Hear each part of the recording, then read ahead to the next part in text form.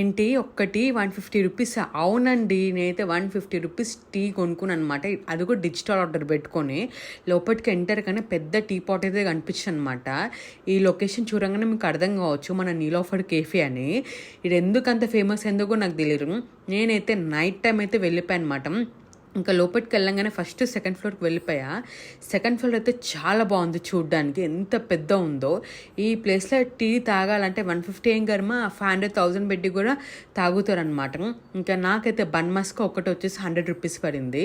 ఇంకా బన్ మస్కా టీలో అద్దుకొని తిందామని చెప్పేసి ఈ లొకేషన్కి అయితే వచ్చేసనమాట. ఇంక ఈ టేబుల్ పైన పెట్టుకొని అయితే బన్ మస్కా చాయ్లో అద్దుకొని తిన్నా. అంత ఏం అనిపించలే, నాకు యావరేజే అనిపించింది. అసలు 150 రూపీస్ ఎందుకు పెట్టానా అనిపించింది. 850 రూపీస్ అయితే అయిందనమాట మా 3 మెంబర్స్కి. ఇంకోసారి రావద్దనుకున్నా. ఈ టీ తాగే బదులు బయట టీ స్టాల్లో టీ చాలా బెటర్, ఇంకా లో కాస్ట్ అనిపించింది. ఇది